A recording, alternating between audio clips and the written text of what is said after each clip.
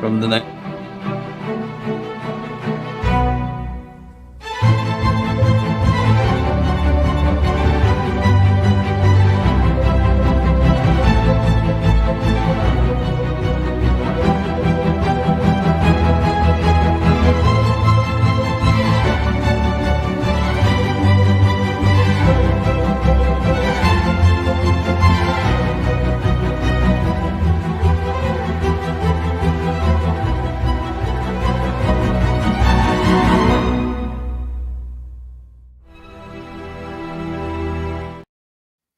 Hello, I'm Robert Moynihan, editor of Inside the Vatican magazine on Wednesday, February 26th. Great pleasure of being once again with Father Charles Murr for our weekly And it is Father Charles Murr's distinct pleasure and honor to be with you. Well, thank you so much, Father. It's true. I look through all those magazine covers as I see them scroll in front of the program, and I go back 30 years writing about Church and Vatican affairs. And perhaps now is the culmination of all these years with the poor Pope Francis struggling to breathe, infection in his lungs, very overweight. People are praying for him. And yet people also are tormented by the thought that he's led us in some ways into a confusion direction. And meantime, people are commenting about this agony of the Pope being sick now, almost 2 weeks. He went in on Friday, February 14th into the hospital in Rome, the Policlinico Gemelli. He had met people that morning, and then the doctor said, "You're not able to breathe very well. We think you need to go in for a checkup." And he said, "No, I don't want to go in." They said, "No, you have to go in." And that was Valentine's Day, the 14th. So it's 2 weeks will be this Friday. And there are daily reports. The journalists are sort of what we would say on a death watch, watching every nuance. Well, you know, the crazy thing is, Robert, that I just heard a report from the Vatican 20 minutes ago, saying that he's in critical but stable condition. Yeah. And what he does not have a life-threatening condition. Yeah. His condition is not life-threatening. So what does that mean? Yep, I know. Well, there was a criticism of the way this is being reported that came from Archbishop Carlo Maria Viganò. And we're going to look at that in just a minute. Although it's an 8-minute video, we'll look at what he said in the text. It's in the context of the way the Vatican functions, or the way the communications function, and also looking toward the next conclave. So all of these things are on the agenda as February ends. And meanwhile, in the rest of the world, we have things really in a turmoil as Ukraine is being abandoned by the United States, at least to the extent we're demanding that they sit down and make a peace agreement, which is different than the prior administration, which was funneling weapons in endlessly, continuing this war, which in my opinion has simply been a slaughter, which is useless. I agree. Yeah, and some way should have been found from the very beginning or very early on, because there's a berserk streak in human beings. If they start fighting and try to fight to settle something, and then a few people are killed, then you want to get revenge, and you can fight for 5 years until you killed everybody. And we need to somehow have the logos of God, the reason of God, the spirit of the Holy Spirit, to raise us from our animal instincts and stop these insane slaughters. But it's also occurring. There's dangers in Israel and Gaza, and it's a tragic thing, of course, with hostages and more or less 2 million people homeless now, and it looks like they're going to be offered either other locations to live, or there's going to be a rebuilding of Gaza. And there's a new video came out in the middle of the night with our president, Donald. That was a good time for it to come out. And we'll have that on the program as well. But basically, what I appreciate about you, Father, we have someone here asking that you declare your candidacy for the papacy. I saw that right here. What did And- Richard Nixon say? I will not be a candidate. Well, this is Sister Anna Pauline, and she says, Father Murr, please become our next pope. Pius, I think she must be. No, she's got it mixed up. It would be Sixtus the Sixth or Pius the Third. Yeah, because we had Pius the 12th already. Okay, but there's a widespread feeling that the qualities that you have, Father Murr, are the qualities that we need in a father figure who guides us and supports us in this fallen world. Well, not to agree with you wholeheartedly, and to be my own propagandist, right? But I think we really, really, truly need a father. We need a father right now, and I think that's what we've been lacking. We need somebody who really wants to be a father. Mm-hmm. I think Pope Benedict was great. He had a great intellect and everything else, but fatherly, I don't know. A little bit removed. Pope Francis is not fatherly either. Somebody like a Pope John the 23rd, not with his same ideology, but that sort of a figure of a person. Well, he was jovial. Yeah, he had what we call in Spanish the gift of people.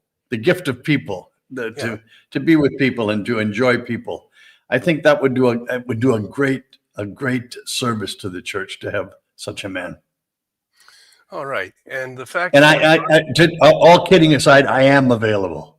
No, well, no, I'm kidding. They're gonna start quoting me.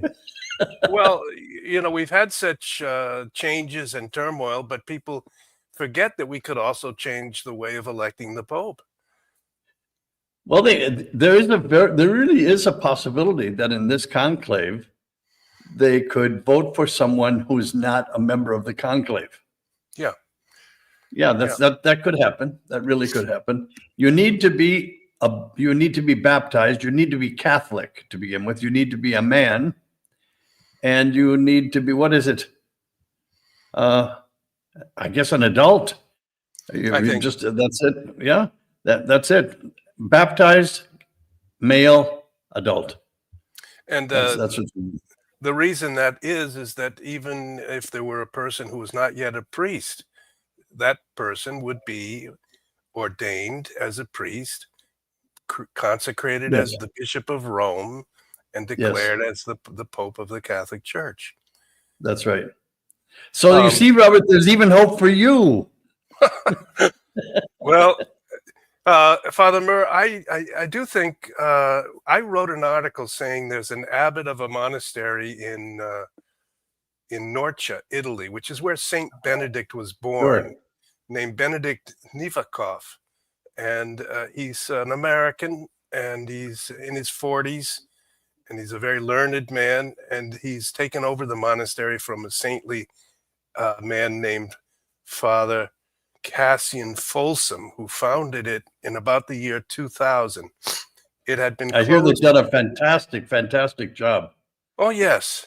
Restoring the whole place. It's magnificent. And yeah, in 2016, the entire area that they'd worked on for 16 years was destroyed in an earthquake. Yeah. And Father Cassian was left sort of devastated, and after that, Father Benedict more or less took the burden on his shoulders. And Father Cassian is in a way a saintly man, I think, and they've now gathered about 20 monks. They started with 2, then 4, then 7, then 11, and there's wonderful men. Quite a few of them are Americans, and cardinals from Rome go out to the monastery and celebrate Mass and stay for a weekend, including Cardinal Pell visited them. Cardinal Yeah. Robert Sarah has visited them, and others. Cardinal Burke has visited them. So many of them, of the cardinals, already know Father Benedict, the abbot. It's a And possibility. It's a possibility. Why not? and there's a precedent because in 1294, which is 730 years ago, they debated for 2 years who should be the pope. There were families fighting each other for the helm, as it were. Yes. And Yeah. finally, this Pietro Roman families. There was a lot of Roman fighting. Pietro Morone said, as a Benedictine abbot, he said, "Stop fighting and elect a pope. We need a pope." And they said, "Okay, we'll elect you." And There you go. they voted for So him. I should keep my mouth shut. They voted for him, and he became Celestine V. And he's That's the right, other that's man. right. But he only remained pope for 5 months, from Yeah. about His vocation was to be a monk. Yeah. His vocation was not to be a pope. That's it. But he became a figure of importance because Pope Benedict XVI went to his tomb in 2009, which is in Aquila, which is almost the exact center of Italy. It's near the Yes. Gran Sasso mountain where Mussolini was held as a prisoner in 1943. And Right. yeah, the highest mountain in central Italy. And Celestine's buried there, and Benedict went there, and he took off his pallium, his stole, and he put it on the tomb of Celestine. And I, at the time, and every other journalist wrote, "Well, this is rather odd, because Celestine was the one who resigned." I said, "Well, it can't be that Benedict will resign, because it's been 700 years, no one has resigned. But it is odd that he left his pallium on Celestine's Yes. tomb." I think Yes. now that he was thinking about it already at that time, 4 years, 2009. Probably. I remember immediately people who saw that, as you did, concluded that the very day that he resigned, they heard of his resignation. That point was brought up. Yeah. That he had gone to Pope Celestine's grave, tomb. Yeah. So that resignation of Benedict was 12 years ago in February. We are in February 2025. 12 years have passed since February 2013. And in February, on the 11th, Benedict announced his resignation, and then he actually resigned on the 28th, which will come in 2 days' time. So it's Right. 2 days, it's 12 years since and that's when Francis. Now, there are new reports, very interesting. I hadn't mentioned this to you before the podcast. There's a man in America who has checked all the visiting records of the White House. And he was a stenographer in the White House working for various presidents, from Obama to. I think I know who you're talking about, but go ahead. And he finds that McCarrick was visiting all the time.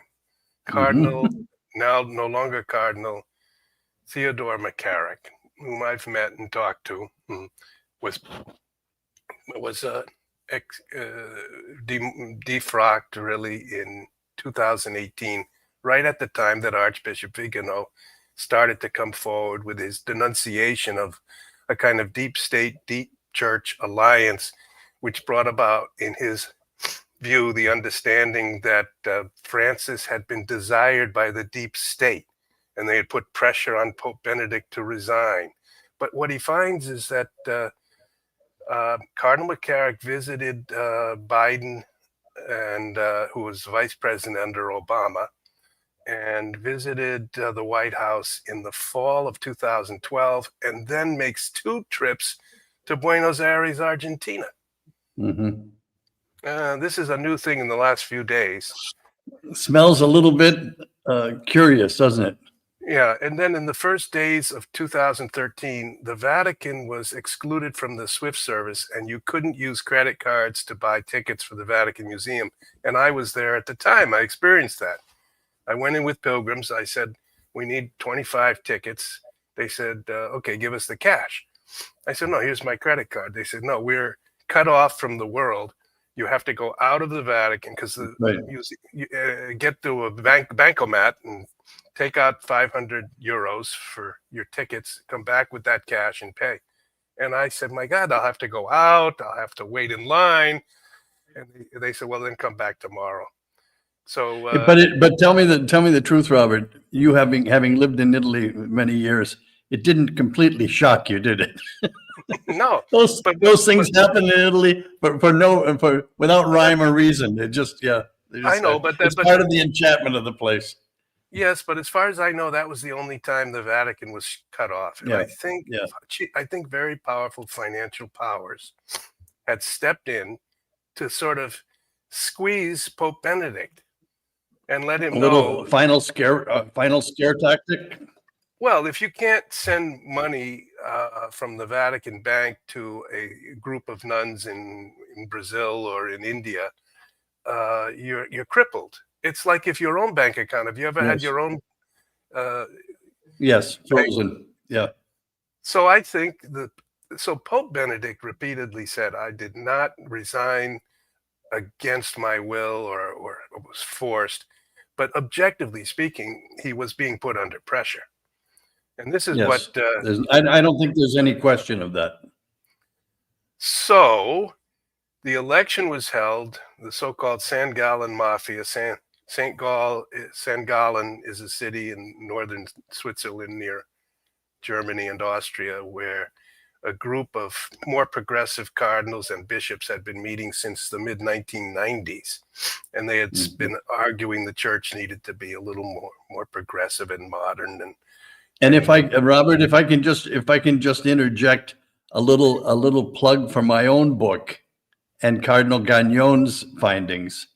Yeah. Every one of the San Gallen Mafia, every one of those cardinals was made an archbishop by Sebastian Baggio. Okay. Sebastiano Baggio. Yep. Yeah. So there's no doubt, I think, it's not a conspiracy theory. It's just ordinary analysis that certain forces have wished the church to be brought into a alliance with a kind of woke globalist agenda. Therefore, the agenda would have moral authority that the church has due to Jesus Christ, due to its connection and founding with the Son of God. But the human element in it tends to go with kings or with countries or with political lines. Well, a lot of it has to do with survival. How are you going to survive if this dictator takes over or this king wins over that king? How do you survive? How does the faith remain alive? I think that I've been thinking about this for the last few days, and I think there are three different kinds of people in regards to the Catholic Church. There are devout Catholics. There are, and this is the majority of the world, there are people in the world who hate, and I underscore that word, hate the Catholic Church. They don't just dislike it, they hate us. And then there's another group that would like to use us. They don't like us at all, but they would like to use us. The Freemasons are such a group. That's what Cardinal Gagnon found. And he believed that sincerely. They didn't want to destroy the Catholic Church. They wanted to infiltrate it and use it for their own goods, for their own purposes. Those are the three kinds of people we've got. And the ones who love the church are in the minority. We are in the minority. But I think it's time that a lot of Catholics wake up and realize how much we are hated in the world. We really, truly are. And this move, if there was a move from Washington, I believe there was. I happen to believe that there was. I believe that McCarrick knows more than McCarrick is going to ever say. I believe he was in cahoots with Obama and with Biden, certainly. I don't find it curious that he made 2 trips down to Buenos Aires. I find it logical. And I find it logical that as soon as I find it logical that Pope Ratzinger, Pope Benedict, had cooled his heels and told him just to meditate on his life, on his mistakes, and take a back seat to everything. All of a sudden, when Francis was elected, Bergoglio was elected, he called him in and put him in charge of China, of negotiating a secret deal with. This is incredible. So there's a lot more than what meets the eye. There's something else too. As we speak, it's being investigated in Washington. Yes. This whole question, it is being investigated. So don't be totally surprised when they come out and say, just as we've been surprised for the last month, every other day we're surprised by some new findings, right? Well, don't be surprised when that comes out and that's shown. That's all I'm saying. Okay. I find a lot of accusations against Pope Francis exaggerated. They're exaggerated, and frankly, I find some of them absolutely untrue. But this I do not. I find there's some meat on that bone. I mean, so many things come to my mind. One would be, though, that since it's a question of survival, and this reminds us of what happened in the Soviet Union, when the Orthodox churches were basically persecuted almost into oblivion. Bishops were killed, arrested, and executed. Priests were arrested, sometimes sent to faraway gulags where they worked themselves to death. And priests who remained somehow gave a nod to the KGB and said, we'll collaborate with you. So the church was infiltrated. When you, and one of the key phrases that both you and I love is libertas ecclesiae, the freedom of the church. Yes. Which means the church shouldn't be the servant or the agent of any human political power. It's just directly through the Trinity and through the mission, life, and death and resurrection of Christ, and then the sacraments. It's sui generis. It's not created by man. It's not able to be. But it's always an effort of the political leadership and the financial leadership to get a blessing from the church. So, well, because the church, traditionally speaking, the church had the ear and the heart and the soul of the people, of peasants, even of nobles, of the educated, the uneducated. The church was very important in people's lives. So to ingratiate yourself with the people, you also went through the church. You wanted the church on your side. It made life easier. The problem is though, it's, look, what's happening in Washington under Trump is phenomenal. Nobody's ever seen this happen, I don't think, in human history. Not just now, ever. That things are being uncovered with what everybody's been talking about: honesty, transparency, clarity forever. This is the first time I'm actually seeing it. It's amazing. And we also see that the church figures into this. Here, let me do this. We were talking about the liberty of the church. Why is it so important? If the church is not free, she's not free to criticize. She's not free to call people to right reason. She's not free to do her mission. She's compromised. When the church finds herself receiving money, for example, with the Catholic bishops and USAID. I found it amazing that for all of these years, our Catholic bishops were rather silent on many, many important moral issues and religious issues. Just quiet. Why? I understand now why. I understand perfectly well now why. Well, explain. Tens and hundreds of millions of dollars. Hundreds of millions of dollars, yes. And I hate to say it because, well, I'm not going to say it because it's not proven. It's not proven yet.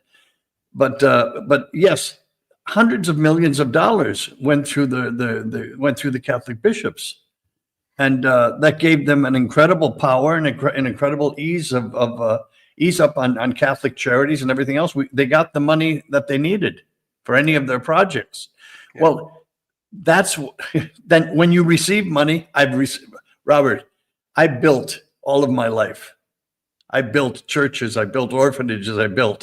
You need money to build, all right? Yeah. But I realize it myself. I'm being perfectly honest. There were some people who gave me money that I should have been working harder on the salvation of their souls. There were a couple of people who were connected, as we say in New York, right? Yeah, Connected. yeah, Well, yeah. and I couldn't because I needed to finish a project. I've got 200 kids who have to eat. So what you do is you compromise, and it's a terrible situation to be in, but it's a real one. It's the reality of being human. Okay, so I just wanted to propose, we're going to look in 1 minute, we're going to look at a video with Archbishop Viganò. And Katie, can you try to see if we can get that ready? But the Archbishop, who's 84 now, got a denunciation of Pope Francis and of the current leadership in the church that is, it's shocking, it's frightening. He says they've sold out, they've left the Catholic faith, and we're in the hands of hirelings and scoundrels. The only question I have is whether, to some extent, they faced the same problem you faced, and they were dealing with hundreds of millions and billions of dollars, and went along, and maybe could still somehow repent. But do we have the Archbishop, who is watching as we are? He's in Italy, watching the agony of Pope Francis, has given us here a 8 or 9 minute video, and we'll take a minute or two of the video, then we'll look at the whole text. I think that's the most effective way. And this is just 3 days ago, February 23rd. Here we go. Archbishop Viganò. He starts in Latin, then speaks in English. Can we get the sound? Statement on the Church and the Papacy, February 23rd, 2025. Laudetur Jesus Christus. Praise be Jesus Christ. Dico vobis, piacita querint lapides amabunt. I tell you, if these are silent, the stones will cry out. That's what Jesus said. The contradictory updates being given about Jorge Mario Bergoglio's medical condition casts a disturbing light on the way Vatican communications are being managed. There are those who believe that the Pope is already deceased, and that this fact is being kept hidden from the public. Can we stop for a moment? I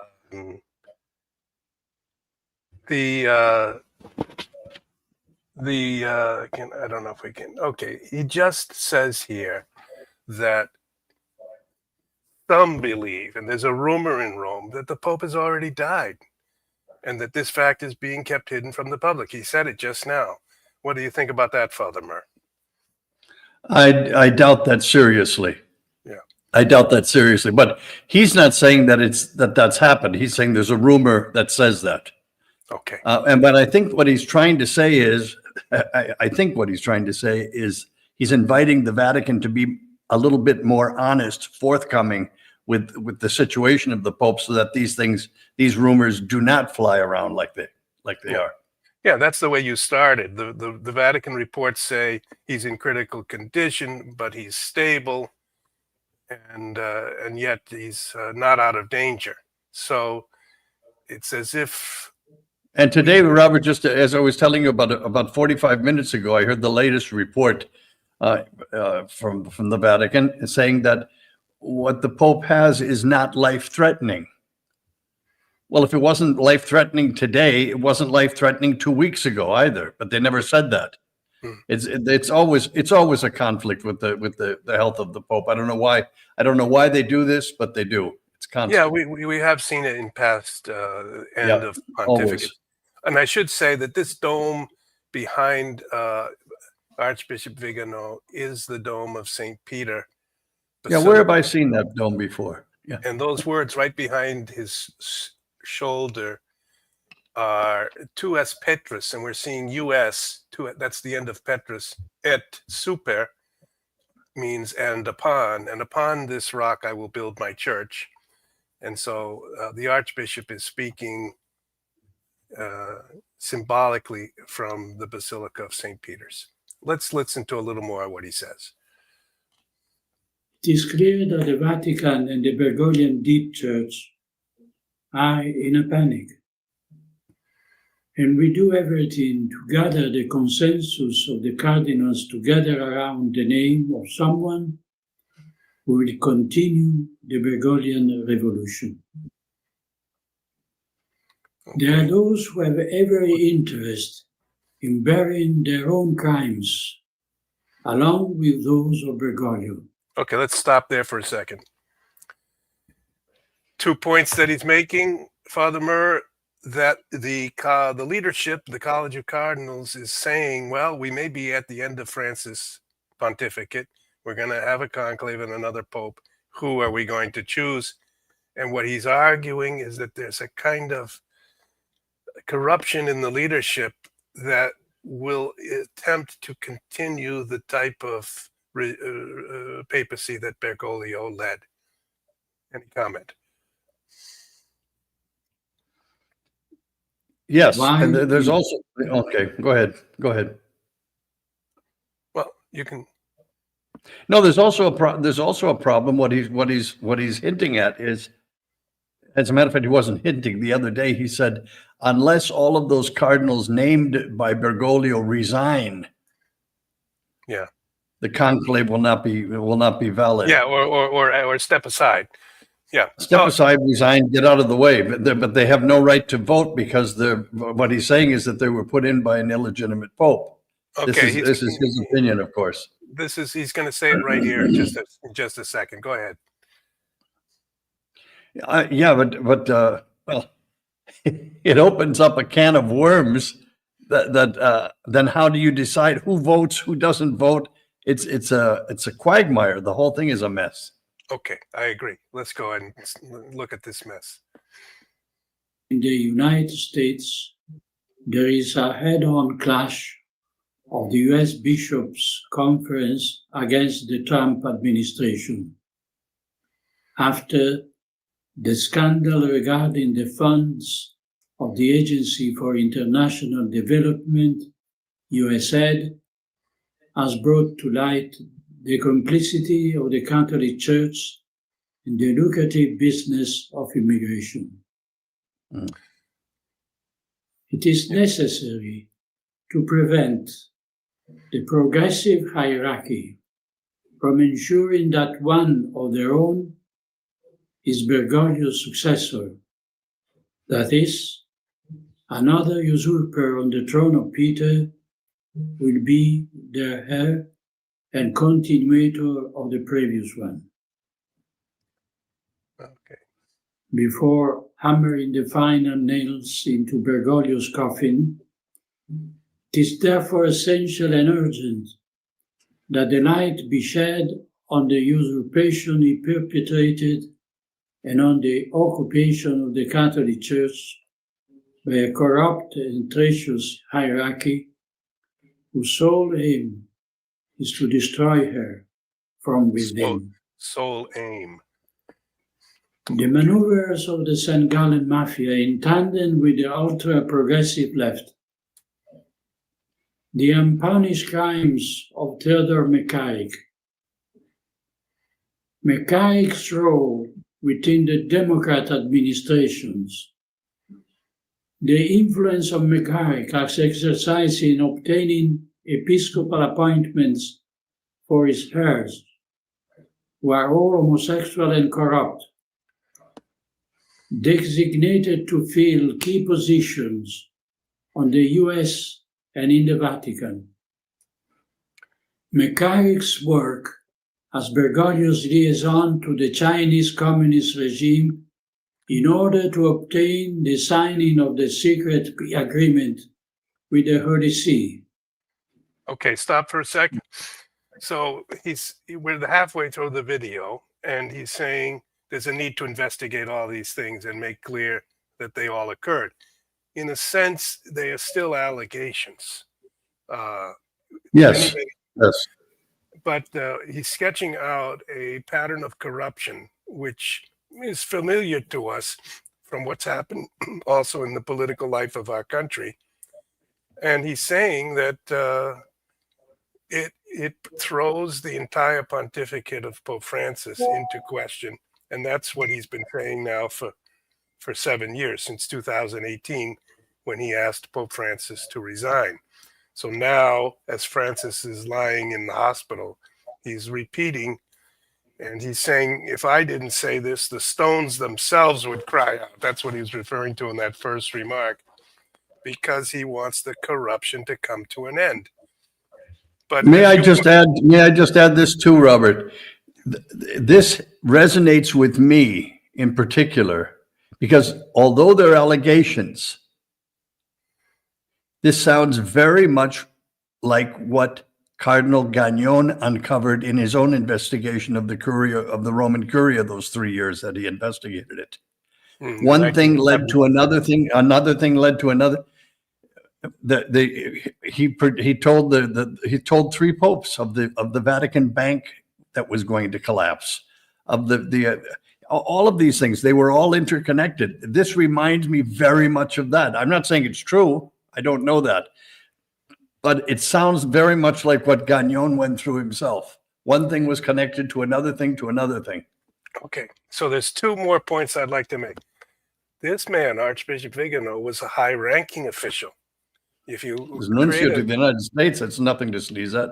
Yeah, and in the Vatican, he was the secretary of the Governatorato, and he had been at the assistant of the Sostituto.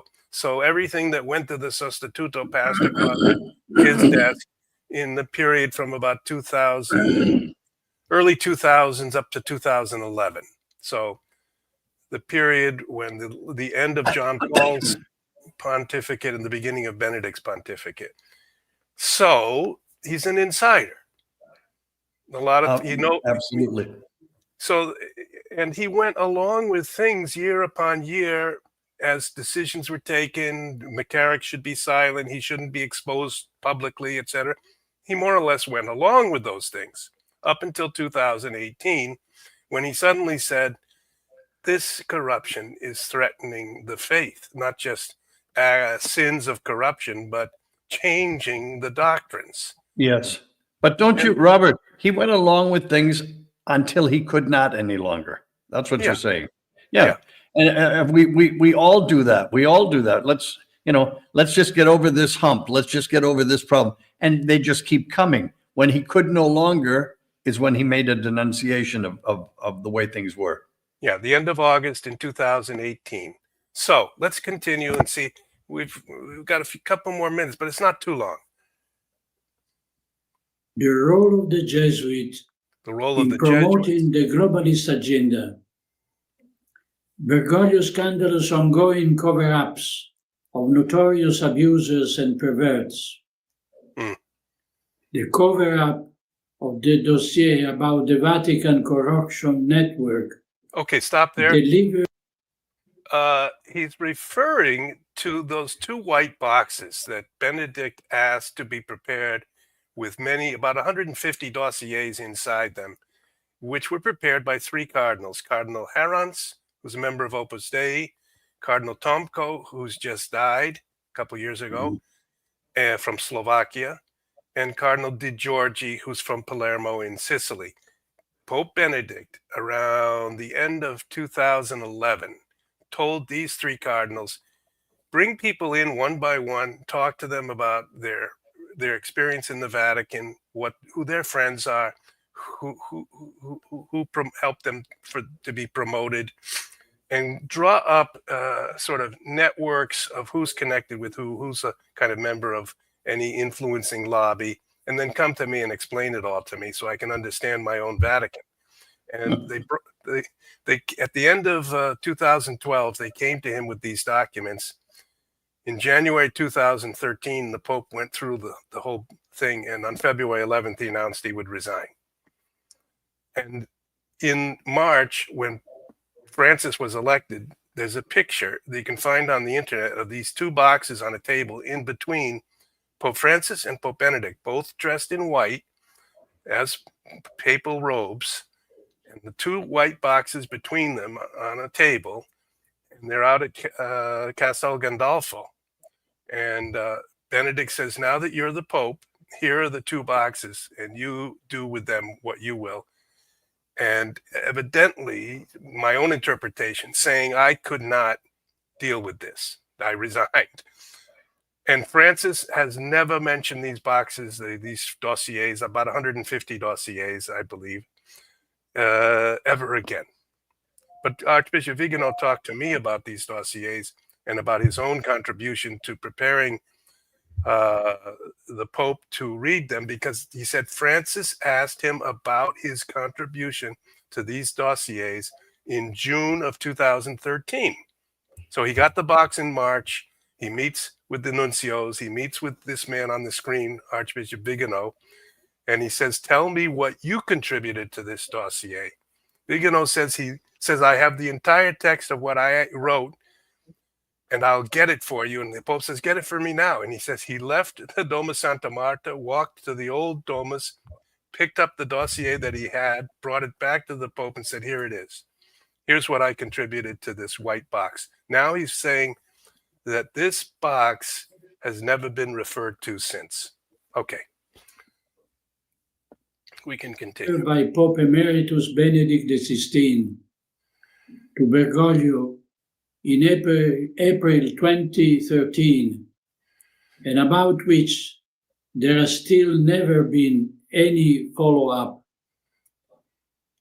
Bergoglio role in the crime perpetrated against humanity with the COVID-19 pandemic. He's talking about and the imposition 2020. of vaccines, the cynical exploitation of illegal immigrants in order to destroy the social fabric of the West.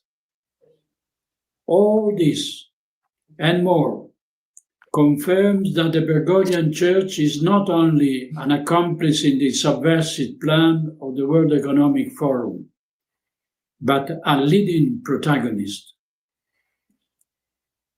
The faithful have the right to know the full truth about all of these events. After years of lies, dissimulation, and silence, it is necessary to acknowledge Jorge Mario Bergoglio fraud and putting on trial, restoring that truth and justice demanded by the victim of his reprisals, his intimidating acts, and his connivance in the crimes of his instigators and his protégés. Okay, let's stop here for a second. Archbishop Viganò calls Francis is lying in his hospital bed, maybe on his deathbed, and he's calling for his putting him on trial. What do you think about that, Father Murr? Poor timing. Yeah. So here's where both you and I feel that in some ways we're the times are out of joint.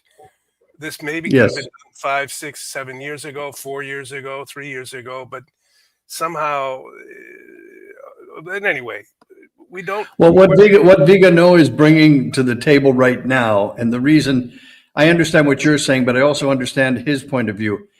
Well, you and I just got done discussing Washington and Trump and a new movement and a new motion that's coming over everything is now investigating things that are bringing things out into the open that they were not 5 years ago. They were very much covered up. They were very much buried, hidden.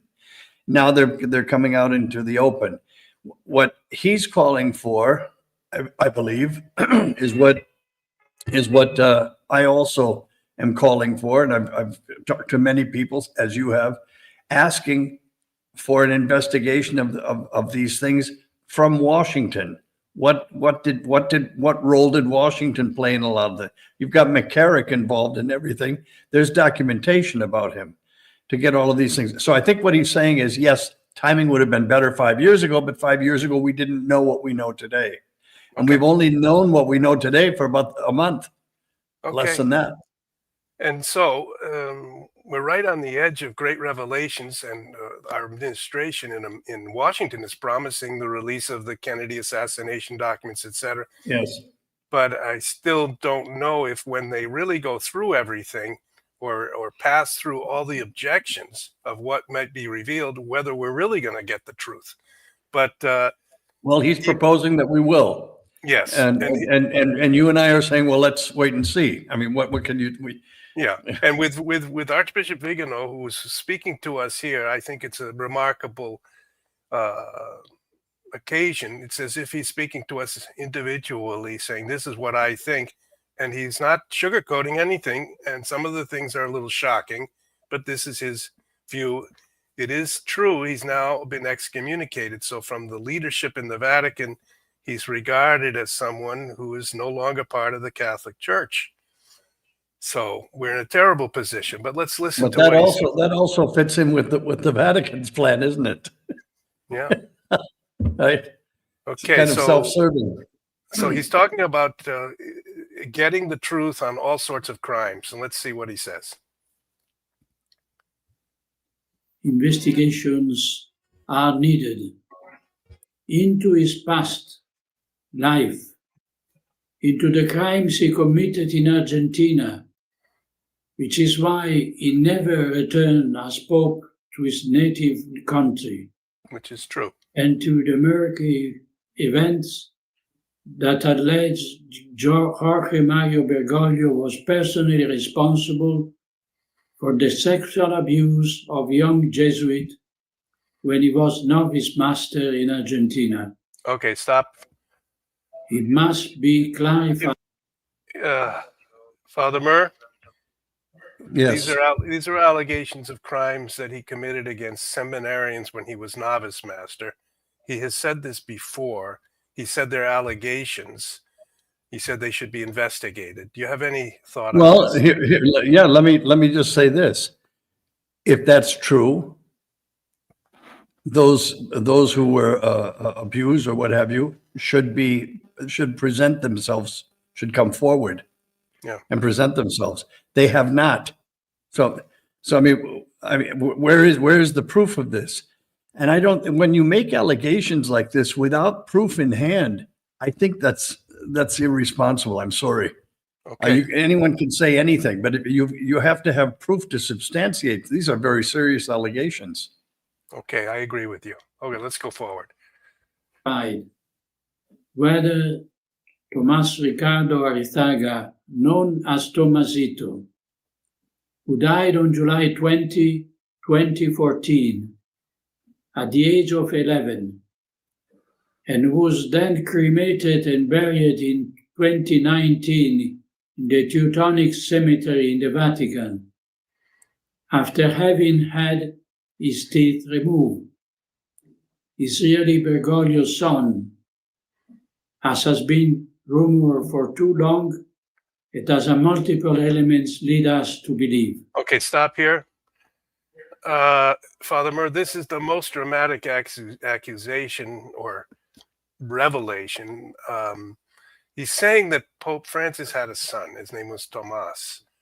That the son was 11 years old in 2014, which would have meant he was born in 2003, when Bergoglio was the Archbishop of Buenos Aires. Right. And he says that somehow he was buried, evidently, and then in 2019 cremated. So 5 years after 2014, is evidently exhumed, cremated, and buried in an urn in the Campo Teutonico, which is inside the Vatican. Yes, and what he's also saying about the detail about the teeth. What he's claiming is that the teeth were removed, therefore no DNA could be taken. You can't take DNA from the ashes, but you can from the teeth. Okay. I think to make such an accusation, I'm sorry, but I think that's completely irresponsible. I think it's just irresponsible. You don't say something like that until it can be proven. Okay. These are rumors, and So you no. think that the Archbishop Viganò, should have left these allegations out? Well, I think if he wants to be seriously believed, yes, you don't get into allegations that are without proof. Okay. You just don't do that. I mean, I could say anything about you. You could say anything about me. We could say anything about him. That's not the way things go. You have to have proof, and he knows that. He knows he's a canon lawyer. Yeah. He's a lawyer. He understands that. I just think it's irresponsible. I'm sorry. Okay. So, a multi-textured and multi-faceted little speech here of 10 minutes, and let's go forward and get the end of it. An international criminal alliance united subversive forces to eliminate Benedict XVI, forcing him to resign and replacing him with an emissary of globalism. Cardinal Gottfried Daniels himself admitted it, referring to the mafia of St. Gallen. Macari reiterated it when speaking at the Villanova University on October 11, 2013. That's true. He said that. The president and founder of the Voices of Progress, a precious group that deals with climate change, migration, and other woke issues, planned it, discussing it with John Podesta, Hillary Clinton campaign chairman, in emails released by WikiLeaks. Okay, he has a link there to the WikiLeaks. The so-called Catholic Spring has made use of Jorge Mario Bergoglio and a corrupt and maneuverable character fraudulently to impose upon the Catholic Church as Pope. Okay. We ask the authority of the United States of America and Argentina to provide documents and evidence of this fact. This will prove that Jorge Mario Bergoglio has never been Pope of the Catholic Church. All his acts of government and teaching are null and void. Okay, stop for a second. What he's saying is what we discussed before, that forces outside the church wished to influence the church and to kind of have the church support their agenda. You say that it reflects what was occurring even back in the 1970s, that the agenda is what we might call a globalist, one world, post-Christian, woke agenda for humanity, a kind of secular humanism with no with no heaven, with no soul, with no guilt.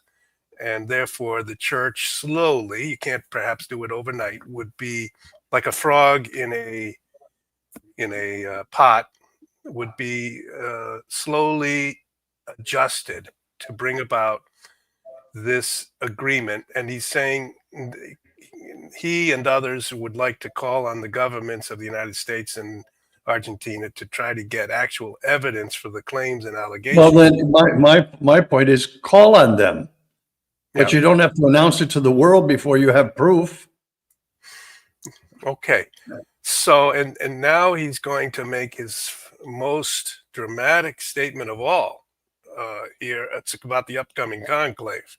So let's go. He's got 1 minute to go. Appointments are null and void, including those of the cardinals who will elect his successor. That's what his point is.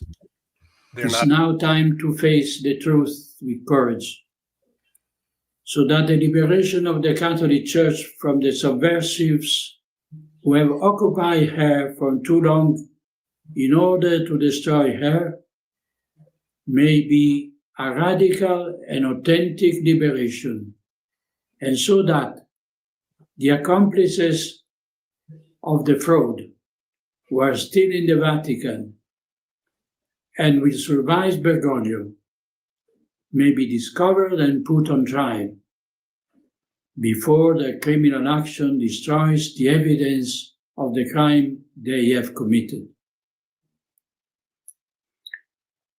Laudetur Jesus Christus.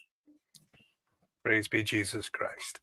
And that is this February 23rd podcast address statement of Archbishop Viganò.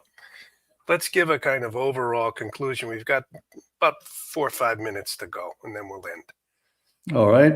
Well, it's just as I was saying before, I'd say it again. I find it irresponsible on the part of anyone to make accusations without proof. You just don't do that. It wouldn't stand up in a court of law. And it's just not done. As a matter of fact, you know, if 2 or 3 of the things that he said are true, and 2 or 3 of the things that he said are not true, it casts doubt on everything, the true and the untrue. It's just not the way to go about it. I'm frankly, I'm disappointed in him. I really am. Okay, I just am. It could have been done much more responsibly and limited to facts, not to okay, I think, and you know, I suspect. You got to be careful of that. That's outrageous. we have a viewer. Thank you to all of you viewing, and of course, Father Murr and I are simply like yourselves, although we've lived and met in Rome with many people like Cardinal Gagnon and Pope Benedict, and we've known Archbishop Viganò and Cardinal Parolin and others. Michael makes the interesting and true point, at least up to a certain extent. I agree with Father Murr. However, the claims by the good Archbishop are supported by the book by Mike McCormick. That's the name. Mike McCormick was the stenographer. Yes, and that's fine, Michael. That's fine. Does McCormick document these things and prove them to be substantial, or are they allegations also in his book? See, Well, this is the problem. Yeah, they're circumstantial, I think. Yes, that's the problem. And so what is really needed, I think, is a true, open sort of College of Cardinals hearing. Investigation. And the only man on earth who could really conduct such a thing is Donald John Trump. And I don't think Bergoglio is going to invite him over to investigate him. Well, is there any other possible way? Couldn't we have a team of trusted people? Pope Benedict chose 3 cardinals who were not made by Pope Bergoglio. But you can't, you know, the thing is you're asking your own people, one way or another, directly or indirectly, to investigate you. An investigation has to be done from outside, really. It has to be done by somebody who's honest. How about honest and who's and detached from the situation. How about the Orthodox? Bring in some Greek and Russian Orthodox. And they've got a few axes to grind themselves. So. How about the SSPX or some of the? Oh, I would very much like a committee by Interpol. Cardinal Gagnon used Interpol, and so did Cardinal Staffa to investigate the claims against their people. And Interpol came in and did the investigating they wanted. It was completely legit, without any biases on any part. You've got to do something like that. What bothers me tremendously is that at the very beginning of his pontificate, Bergoglio said that he wanted to be honest, open, transparent. That's what he said, and he hasn't been. This is the problem. He has not been. Now, if he wants to investigate these things, if he has no problem investigating them, he should. There are ways to do it where it can be an unbiased investigation, but he's not going to. He's not going to.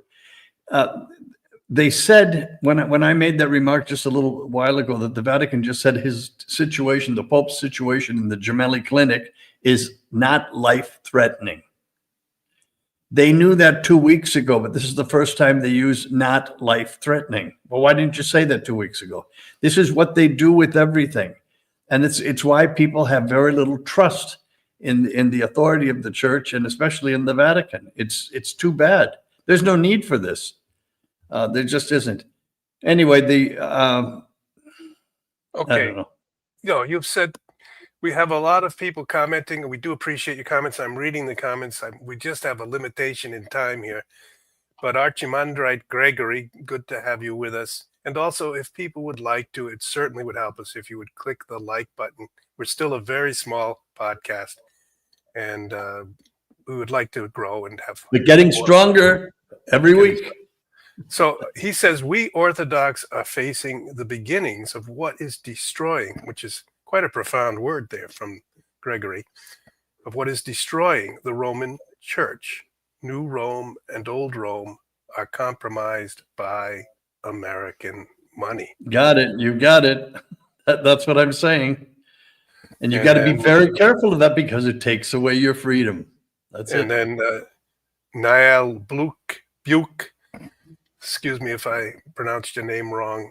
The ways of the Lord are mysterious. We know nobody can destroy our beloved church. Praise to God. I think That's on this, very true. so why don't Neil, you- that's very true. So why don't you sum up our situation on February 26th with the Pope Francis in the hospital, with Archbishop Viganò denouncing him, with everyone calling for transparency. Well, I think what is bothering Viganò also is something that he didn't say. Maybe I'm reading too much into it, but Pope Francis, who seems not to be dying, has called. Oh my goodness! Not a conclave, a consistory. Consistory. It's called for a consistory. Yeah. Yes. Well, how are you dying and you're calling for a consistory? That means all of the cardinals show up for a big meeting with him. Well, Yeah. I don't. This is bizarre. It's bizarre, and I think this is what Archbishop Viganò might also be worried about. That he's going to take the church in his direction, even in death. He's going to make sure that there are more cardinals assigned, so that he can make sure that the solidarity issue continues ad infinitum. This is what his goal is. And I'm saying, and many people are saying, that if the church is to survive all of this, and the church will survive, that's not the road. That's not the road to take it all. He's also by doing that, by naming cardinals that are his cardinals in the way that he thinks, he's really taking away, reducing the role of the Holy Ghost in anything, because they're all his men. They're all his men. No popes have done that before. When men were named bishops and cardinals, they were named bishops first of places that would get a cardinal. But those men were placed there because they were the right men for the right place, not because they were the same mindset as the Pope. There's something very wrong here, and Viganò knows it, and in that sense, he's correct to suspect foul play, and it's going to go on because this is the way the Vatican has been run for the last 12 years. One comment here from Kath M. Hale. Perhaps that's a Gaelic name. The Pontifex Francis in plateau phase of end of life care. TX means lucid. This means lucid, so able to sign documents and maybe to call a consistory. No eating breakfast mentioned in 2 days. So she's parsing these Vatican press releases. And then I'll just end with Sandoval. We could say a blessing, Father. John Paul Sandoval, excuse me, Patty Leather had written something about Trump. Patty Leather, my knee only bends for Jesus Christ. What happened in the Vatican garden, bowing heads to the ground and backsides in the air, is bowing to a false idol. I was talking about the Pachamama thing. Yeah, we're getting off a little bit, getting off track. Yeah. There are all sorts of problems. We understand that in this pontificate. There's no question that there are, and the church has to, in the next conclave, take this on.